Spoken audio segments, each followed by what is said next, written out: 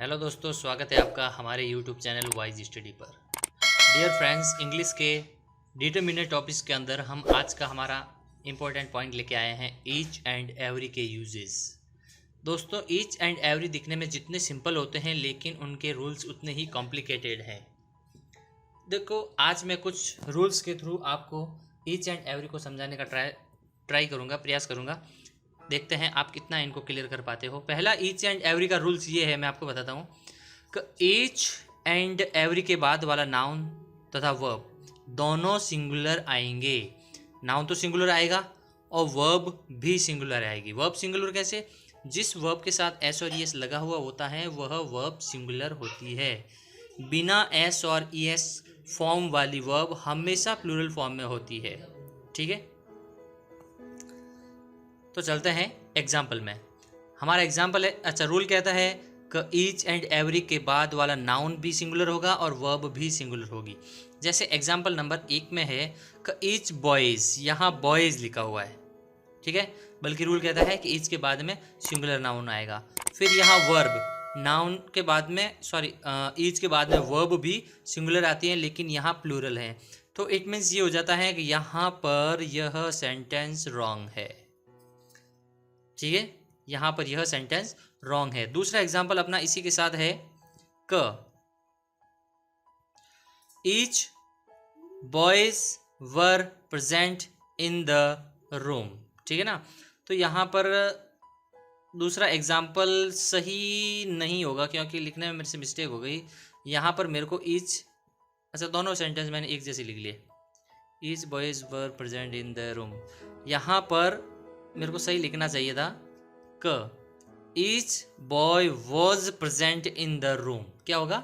Each boy was, यहाँ पर तो बॉयज नहीं आएगा, बॉय आएगा, और यहाँ वर नहीं आएगा, वॉज आएगा, WAS, वॉज।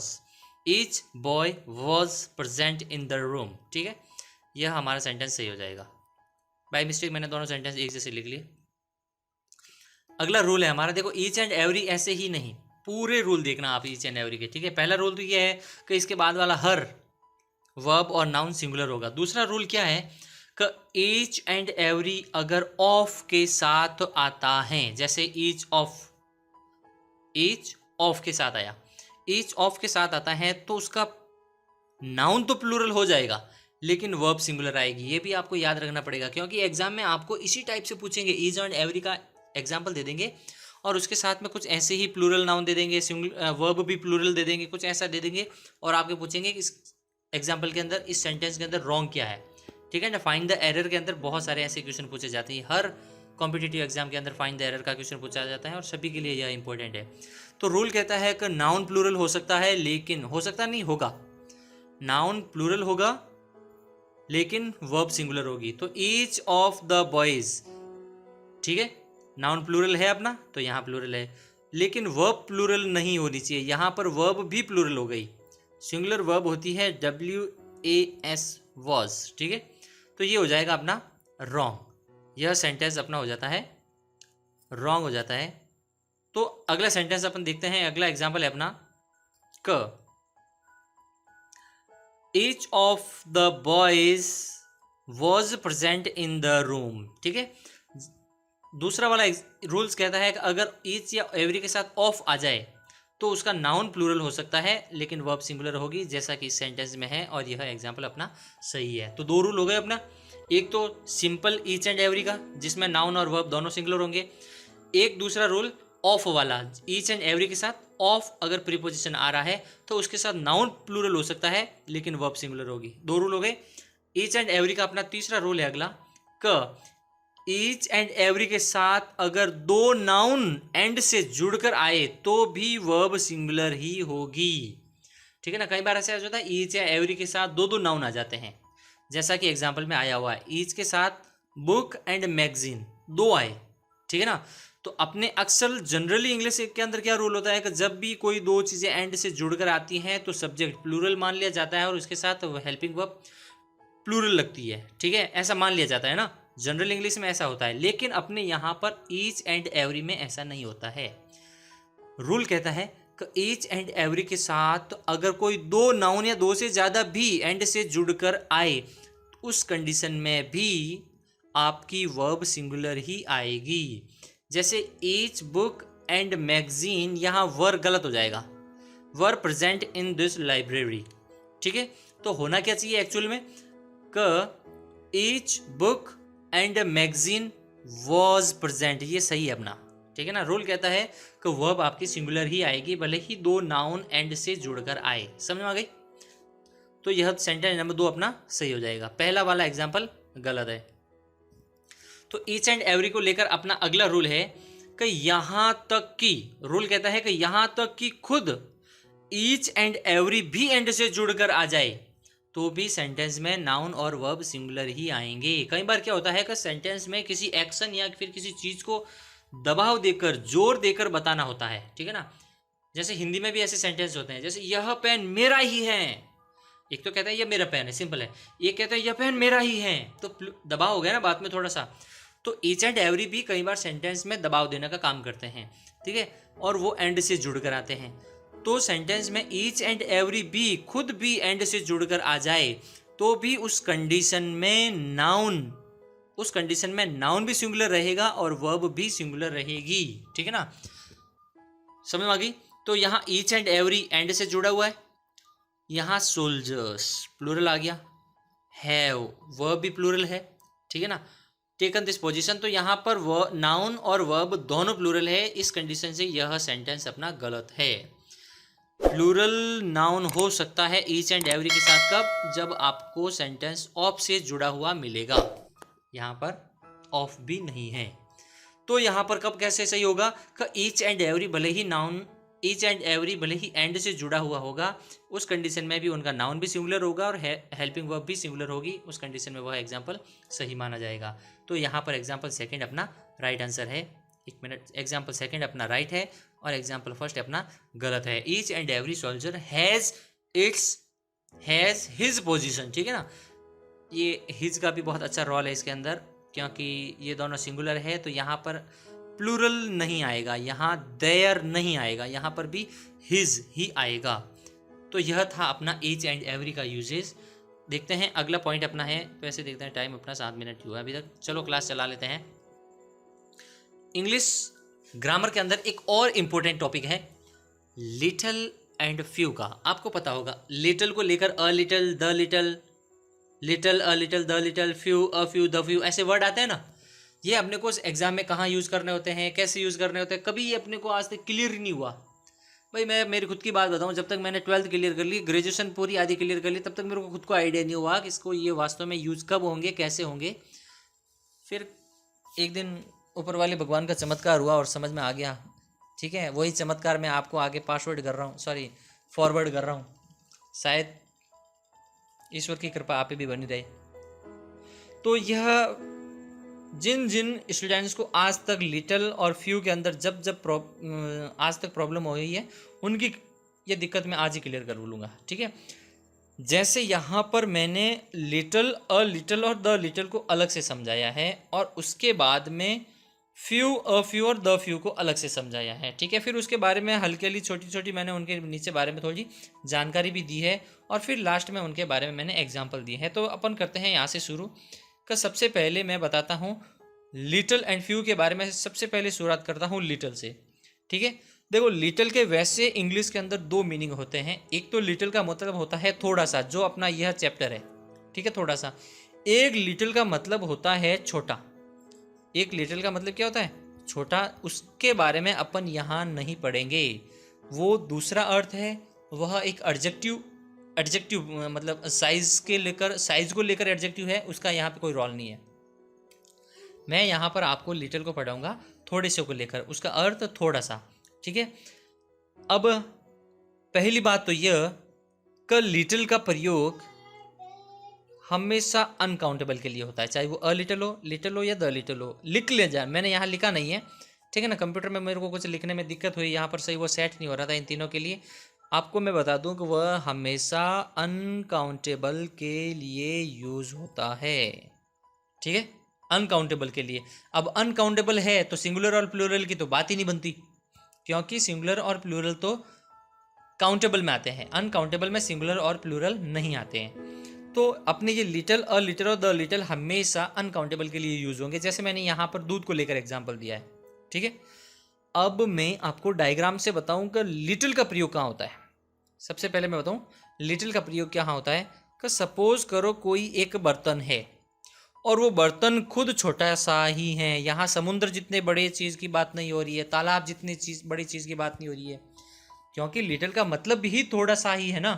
तो किसी ऐसी वस्तु की बात करेंगे जिसके अंदर कोई दूध या अनकाउंटेबल नाउन है, वो थोड़ी सी ही आएगा, ठीक है। अब उसमें से भी थोड़े से में भी लिटिल का प्रयोग कहाँ होगा कि वह थोड़ा सा ही कंटेन कर सकता है। जैसे गिलास, एक गिलास थोड़ा सा ही दूध ले सकती है, लेकिन लिटिल का मतलब होगा कुछ थोड़े से में भी उसमें कुछ भी नहीं है, वह गिलास एकदम बिल्कुल साफ, क्लियर, खाली है। ये तो मतलब है लिटिल का। There is little milk in the glass, ऐसा अपन एग्जाम्पल कह सकते हैं कि there is little milk in the glass, क्योंकि लिटिल एक नेगेटिव वर्ड है। आगे मैंने लिखा भी है इसके बारे में, एक बार रिवाइज कर दूंगा, आपको आगे समझ में आ जाएगा। तो यह अ लिटिल क्या होता है? लिटिल का तो मतलब हो गया बिल्कुल ही है ही नहीं, नेगेटिव वर्ड है ये। Little milk in the glass का मतलब होता है ग्लास खाली है, ठीक है। यहाँ समुद्र या तालाब या किसी बड़े आइटम की बात नहीं कर रहा हूँ, क्योंकि लिटिल का मतलब कोई थोड़ी चीज़ के लिए ही होता है।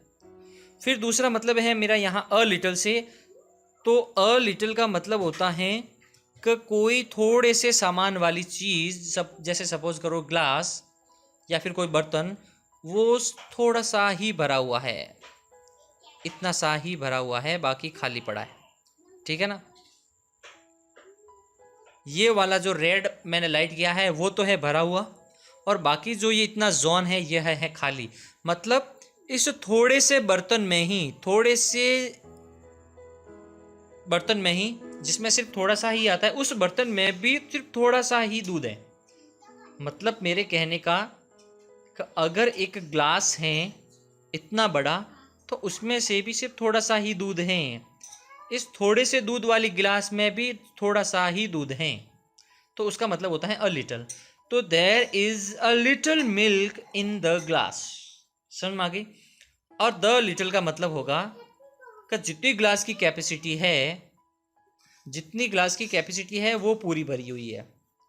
कि the little milk is in the glass, तो इसका मतलब है कि ग्लास जिसमें सिर्फ थोड़ा सा ही दूध आता है, अगर पूरी भर दे तो भी, और वह द लिटिल का बोलने का मतलब है कि वह थोड़े से दूध वाली ग्लास पूरी भरी हुई है, ठीक है।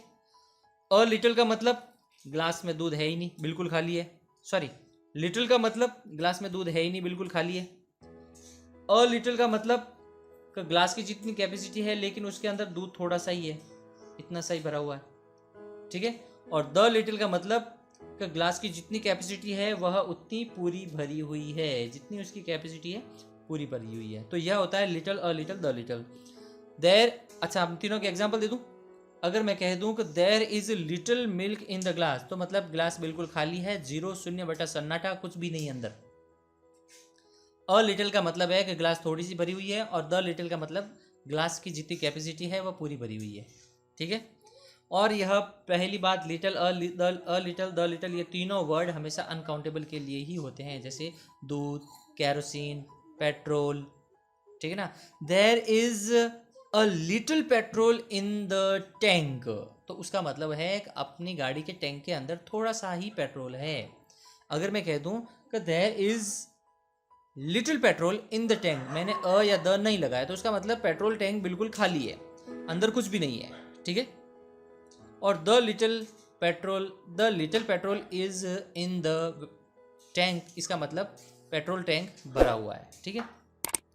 तो यह थे अपने लिटिल, अ लिटिल और द लिटिल को लेकर।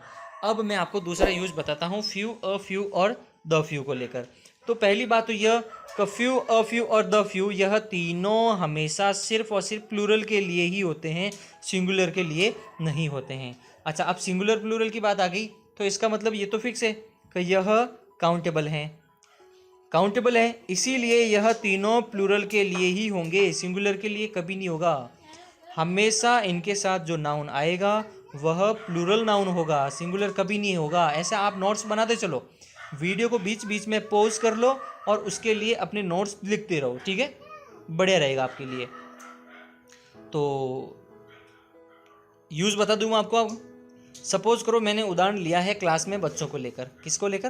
क्लास में बच्चे को लेकर। एक क्लास है, ठीक है, ऐसी स्कूल या ऐसी क्लास है जिसके अंदर ऑलरेडी थोड़े से ही बच्चे हैं, ज़्यादा बच्चे उस क्लास के अंदर पढ़ते ही नहीं है। पोजीशन बता रहा हूँ मैं ना, कि क्या वहाँ के हालात हैं, हालात को ध्यान में रखते ही यह वर्ड यूज़ किए जाएंगे।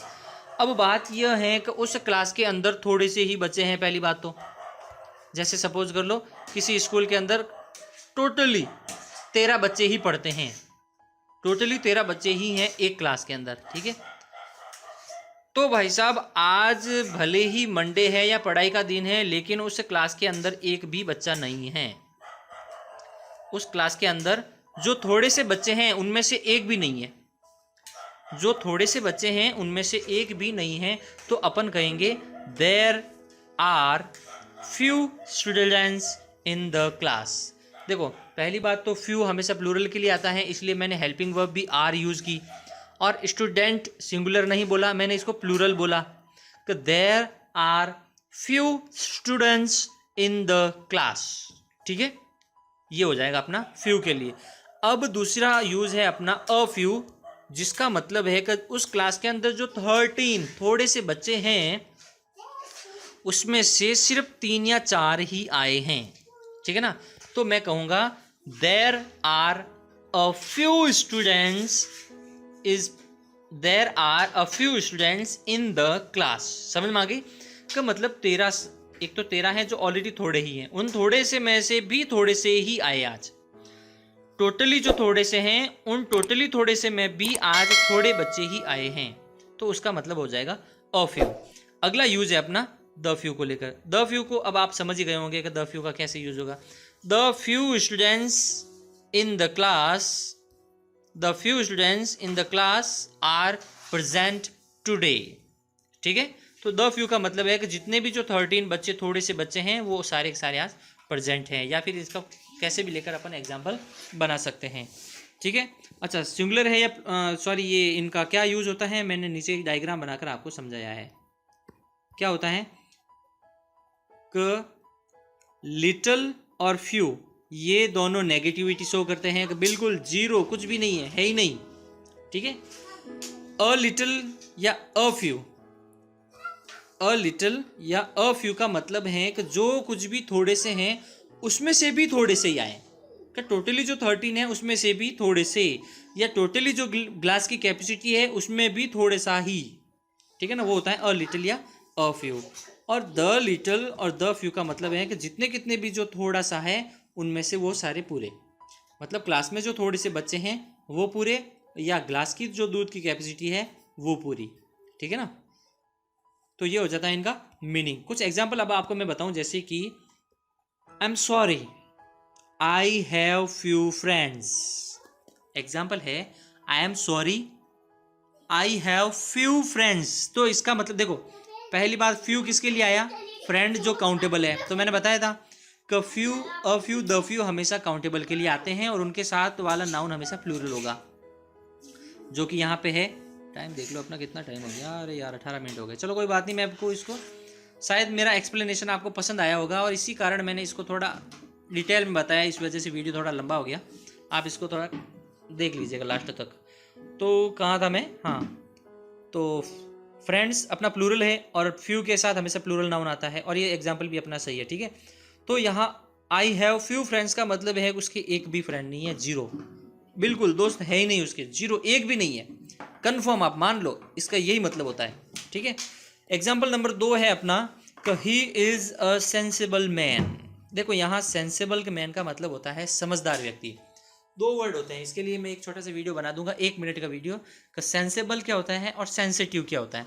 सेंसिबल का मतलब होता है समझदार आदमी, और सेंसिटिव का मतलब होता है कोई नाजुक चीज़, ठीक है। सेंसिटिव जैसे फूल, पेड़ पौधों के जो फ्लावर्स होते हैं ना वो बहुत ही सेंसिटिव होते हैं, तो उसे कहते हैं नाजुक। और सेंसिबल का मतलब होता है समझदार। तो एग्जाम्पल है अपना ही is a sensible man so he broke the tie. Tie का मतलब है बंधन, रिश्ता नाता। Tie after giving a little thought to it. A little, देखो इसके आगे थॉट, यह एक अनकाउंटेबल नाउन है। सोच, विचार, यह एक अनकाउंटेबल नाउन है। और अ लिटिल का मतलब है कि उसने थोड़ा सा सोचा, ज़्यादा नहीं सोचा, उसने थोड़ा सा सोचा। अगला एग्जाम्पल है I can give you the little money. Money मैंने आपको बताया था यह हमेशा अनकाउंटेबल होती है।